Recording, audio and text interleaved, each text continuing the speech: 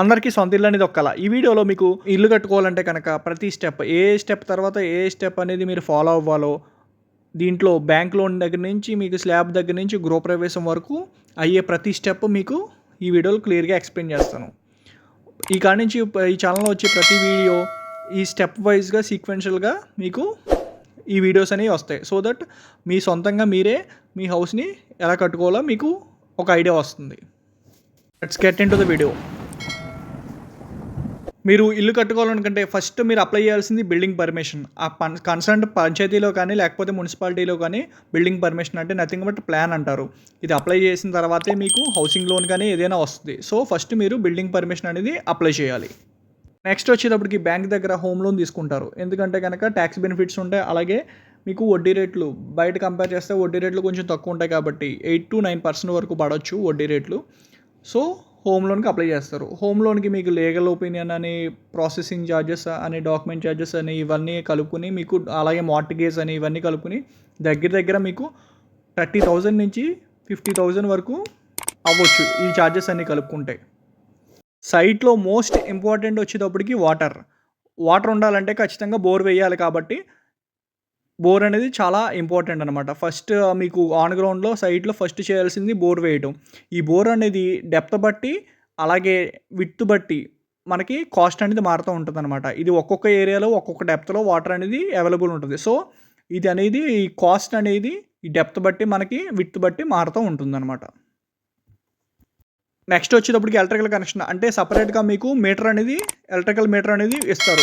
మీరు plan apply చేశారు కదా, ఆ ప్లాన్ కాపీ తీసుకెళ్ళి ఎలక్ట్రికల్ డిపార్ట్మెంట్లో అప్లై చేస్తే మీకు ఎలక్ట్రికల్ కనెక్షన్ అనేది ఇస్తారు. ఎలక్ట్రికల్ కనెక్షన్ ఎందుకు ఇంపార్టెంట్ అంటే కనుక మీరు బోర్ వేశారు కదా, ఆ మోటార్కి మీరు సబ్మర్సిబుల్ మోటార్కి ఎలక్ట్రికల్ కనెక్షన్ పెట్టాలన్నా, లేకపోతే స్టీల్ బార్స్ని కట్ చేయాలన్నా, లేకపోతే నైట్ టైం వర్క్ చేసినప్పుడు మీకు లైటింగ్ కావాలి కాబట్టి ఖచ్చితంగా ఎలక్ట్రికల్ కనెక్షన్ అనేది ఇంపార్టెంట్. నెక్స్ట్ వచ్చేటప్పటికి మార్కింగ్ అనేది చాలా ఇంపార్టెంట్. ఈ మార్కింగ్ ఎలా వేస్తారో అలాగే మీ ఇల్లు అనేది కన్స్ట్రక్షన్ జరుగుతుంది. ఈ మార్కింగ్ వేసినప్పుడు ఖచ్చితంగా మీ ఇంజనీర్ ఉండాలి, అలాగే మీ మేస్త్రి ఉండాలి, మీరు ఉండేలా చూసుకోండి. ఎందుకంటే ఈ మార్కింగ్ ఎలా వేస్తారో అలాగే మీ ఎగ్జిక్యూషన్ అనేది అంటే బిల్డింగ్ అనేది కన్స్ట్రక్షన్ జరుగుతుంది. అలాగే మీ ల్యాండ్ అనేది ఖచ్చితంగా ప్లెయిన్గా ఉండేలా చూసుకోండి. అలాగే మీరు లైన్ డోర్తో మీరు చూసుకున్నప్పుడు కార్నర్స్లో ఖచ్చితంగా 90 degrees అంటే టీ స్క్వేర్ తోటి చూసుకుంటే కనుక కరెక్ట్గా ఉండాలి. దాన్నే మూలమట్టం అంటారు. మూలమట్టం కూడా ఖచ్చితంగా ఉండేలా చూసుకోండి, లేకపోతే వాస్తు ప్రాబ్లమ్స్ అని తర్వాత మళ్ళీ సఫర్ అవ్వాల్సి వస్తుంది. నెక్స్ట్ వచ్చేటప్పటికి ఫౌండేషన్. ఈ మార్కింగ్ ప్రకారమే మీకు ఎక్కడ మీకు ఫౌండేషన్ అనేది కావాలో మీకు ఇంజనీర్ చెప్తారు, అలాగే మేస్త్రి కూడా చెప్తారు. సో ఆ ఫౌండేషన్ అనేది పైల్స్ అయి ఉండొచ్చు, లేకపోతే మ్యాట్ ఫౌండేషన్ అయి ఉండొచ్చు, లేకపోతే మామూలుగా ఫుట్టింగ్స్ అయి ఉండొచ్చు. మీ సాయిల్ బట్టి ఈ ఫౌండేషన్ అనేది మారుతూ ఉంటుంది. సో మీకు ఈ క్లియర్గా ఈ టాపిక్ వచ్చినప్పుడు మీకు క్లియర్గా ఏ టైప్ ఆఫ్ ఫౌండేషన్ ఏ సాయిల్స్కి వేయాలో మీకు క్లియర్గా ఎక్స్ప్లెయిన్ చేస్తాను ఫర్దర్గా. నెక్స్ట్ వచ్చేటప్పటికి ప్లింత్ బీమ్ అనేది చాలా ఇంపార్టెంట్.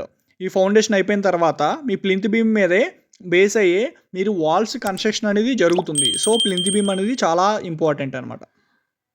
ప్లింత్ బీమ్ అయిపోయిన తర్వాత మీరు సెప్టీ ట్యాంక్ అండ్ సంప్కి మీరు ఎక్స్కవేషన్ చేయాలంటే తవ్విన తర్వాత అక్కడ కన్స్ట్రక్షన్ అనేది స్టార్ట్ చేయాలన్నమాట. సెప్టీ ట్యాంకు సంపు ఇప్పుడు ఈ లెవెల్లోనే మీరు కన్స్ట్రక్షన్ చేసుకుంటే తర్వాత మీకు ఇబ్బంది ఉంటుంది అనమాట.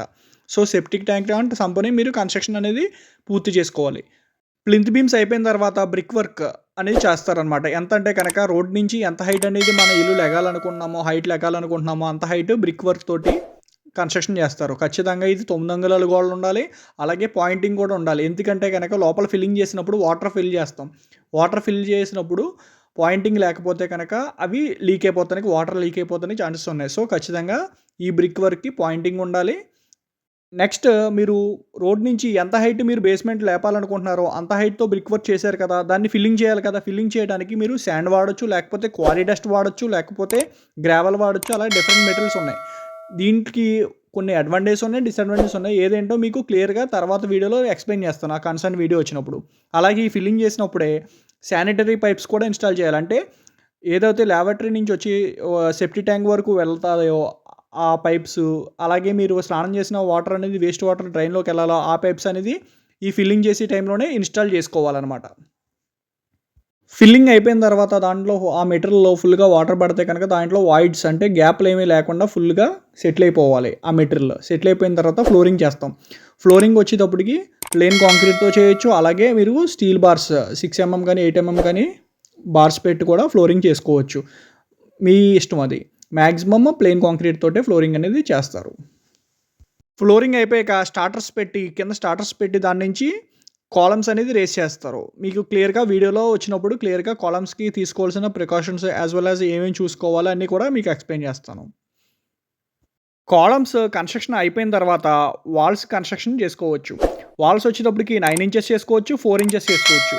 9 ఇంచెస్ వచ్చేటప్పటికి ఏదైతే కనుక ఎండకి, వానకి తడుస్తుందో అప్పుడు 9 అంగుళాల గోడని కట్టుకోండి బయట. లోపల 4 అంగుళాల గోడలు సరిపోతాయి. అలాగే మీరు వాల్స్ కన్‌స్ట్రక్షన్ చేసినప్పుడే డోర్ ఫ్రేమ్స్ అలాగే విండో ఫ్రేమ్స్ ఇన్‌స్టాల్ చేసేసుకోండి. చేసేసుకుంటే గనక వాల్స్‌తో పాటు అది స్ట్రాంగ్‌గా ఉంటాయన్నమాట. తర్వాత మీరు లింటిల్ లెవెల్ వరకు మీరు ఈ వాల్స్ అనేవి కన్‌స్ట్రక్షన్ చేసుకున్న తర్వాత మీరు లింటిల్ బీమ్ అనేది రన్ చేసుకోవచ్చు. అలాగే సన్‌షేడ్‌ని కూడా మీరు కన్‌స్ట్రక్షన్ అనేది చేసుకోవచ్చనమాట. సెంటరింగ్ పెట్టి సన్‌షేడ్‌ని అలాగే లింటిల్ బీమ్‌ని లింటిల్ లెవెల్‌లో మీరు చుట్టూ ఎంతవుతే మీ వాల్స్ ఉన్నాయో అవన్నీ కన్‌స్ట్రక్షన్ చేసుకోవచ్చనమాట. మీ వాల్స్ ఎక్కడి వరకు ఉన్నాయో అక్కడి వరకు లింటిల్స్ బీమ్స్ అనేవి రన్ చేసుకున్న తర్వాత దాని మీద మీరు బ్రిక్ వర్క్ అనేది స్లాబ్ లెవెల్ వరకు కన్‌స్ట్రక్షన్ చేసుకోవచ్చు. మీ బిల్డింగ్ మొత్తంలో ఎంటైర్‌లీ ఇంపార్టెంట్ పార్ట్ వచ్చేటప్పటికి స్లాబ్. నెక్స్ట్ వచ్చేటప్పటికి స్లాబ్ అనేది మీరు కన్‌స్ట్రక్షన్ చేసుకుంటారు. స్లాబ్‌కి వచ్చేటప్పటికి మీరు 28 డేస్ మ్యాక్సిమం ఉండాలి స్లాబ్ క్యాస్ట్ చేసిన తర్వాత. బట్ ఇప్పుడు 14 డేస్, 15 డేసే ఉంచుతున్నారు. బట్ 28 డేస్ ఉంచడం చాలా మంచిది. నెక్స్ట్ వచ్చేటప్పటికి ఎలక్ట్రికల్ పైప్స్ అని ఇన్‌స్టాల్ చేస్తారనమాట. ఎలక్ట్రికల్ వైరింగ్ ఎక్కడి నుంచి ఎక్కడికి వెళ్ళాలో అన్నిటిని మీరు ఏంటంటే ఆల్రెడీ కన్‌స్ట్రక్షన్ చేసిన వాల్స్ ఉన్నాయి కదా! దానికి చిన్నగా బ్రేక్ చేసి గాడుల కింద పెట్టి దాంట్లో ఎలక్ట్రికల్ పైప్స్ అనేవి ఇన్‌స్టాల్ చేస్తారనమాట. ప్లాస్టింగ్‌కి ముందర చేయాలి ఈ పని. నెక్స్ట్ వచ్చేటప్పటికి ప్లంబింగ్ పైప్స్ ఇన్‌స్టాలేషన్ కూడా ప్లాస్టింగ్ ముందరే చేసుకోవాలనమాట. ఇవి కూడా అలాగే చిన్నగా బ్రేక్ చేసి పైప్స్ అనేది ఇన్‌స్టాల్ చేస్తారు. బ్రిక్ వర్క్ అంతా అయిపోయిన తర్వాత, స్లాబ్ అయిపోయిన తర్వాత ఎలక్ట్రికల్ పైప్స్ అలాగే ప్లంబింగ్ పైప్స్ ఇన్‌స్టాలేషన్ అయిపోయిన తర్వాత మీరు ప్లాస్టింగ్ అనేది చేసుకోవాలన్నమాట. స్లాబ్‌కి కూడా మీరు ప్లాస్టింగ్ చేసుకోవాలి. కింద కూడా స్లాబ్‌కి కింద కూడా మీరు ప్లాస్టింగ్ చేసుకోవడం చాలా మంచిది. ప్లాస్టింగ్ అయిపోయాక మీరు సీలింగ్ అనేది చేయించుకోవచ్చు. సీలింగ్‌లో పీవీఓపీ సీలింగ్ ఉంటది, పీవీసీ సీలింగ్ ఉంటది. మీరు ఏ సీలింగ్ ప్రిఫర్ చేస్తారో ఆ సీలింగ్ మీరు నెక్స్ట్ ప్రాసెస్‌లో మీరు సీలింగ్ అనేది చేసుకోవచ్చనమాట. సీలింగ్ అయిపోయిన తర్వాత మీరు గోడలకి పెయింటింగ్ వేయించుకోవచ్చు. లేదు పెయింటింగ్ కాకుండా వాల్ కేర్ పుట్టి పెట్టుకోవచ్చు. అంటే వాల్స్ అని లోపల ఇంటర్నల్ వాల్స్ అని స్మూత్‌గా ఉంటాయి కాబట్టి వాల్ కేర్ పుట్టి పెట్టించుకుంటారు చాలామంది.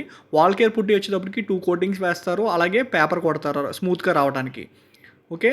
నెక్స్ట్ వచ్చేటప్పటికి పెయింటింగ్‌లో కూడా మీకు 2 కోటింగ్‌లు వేయాలన్నమాట. వాల్ కేర్ పుట్టి ఉన్నా సరే దాని మీద 2 కోటింగ్‌లు అనేది వేస్తే కనుక మీకు పెయింట్‌లో చాలా రకాలు ఉన్నాయి. యాంటీ డస్ట్ అని అలాగే వెదర్ ప్రొటెక్షన్ అని చాలా కంపెనీలు ఉన్నాయి. చాలా మోడల్స్ ఉన్నాయి. దాంట్లో మీరు సెలెక్ట్ చేసుకొని వేయించుకోవచ్చు. పెయింట్స్ అయిపోయాక మీకు టైల్స్ ఆర్ మార్బుల్ వేయించుకుంటారు కదా! అది కూడా డిఫరెంట్ వెరైటీస్ ఉన్నాయి. డిఫరెంట్ కాస్ట్స్ వేరియేషన్స్‌లో చాలా రకాలు ఉన్నాయి. సో, మీ ఇష్టం బట్టి మీరు వేయించుకోవచ్చు. బ్రీఫ్‌గా ఈ వీడియో వచ్చినప్పుడు క్లియర్‌గా మీకు ఎక్స్‌ప్లెయిన్ చేస్తాను. సో, ఈ విధంగా స్టెప్ బై స్టెప్ అనేది మన హౌస్ కన్‌స్ట్రక్షన్ ఒక స్టెప్ తర్వాత ఒక స్టెప్ అనేది మనం చేస్తామన్నమాట. సో, రాబోయే వీడియోస్‌లో ప్రతి స్టెప్ దాంట్లో ఉండే పాజిటివ్స్, నెగెటివ్స్ అలాగే దాంట్లో ఉండే మెటీరియల్స్ కాస్ట్ ఎంత అవుతుంది, ఏంటి అనేది క్లియర్‌గా మీకు ఎక్స్‌ప్లెయిన్ చేస్తాను. So, subscribe to my channel so that మీకు ఇలాంటి వీడియోస్ అనేవి మీకు వస్తాయి. Thank you.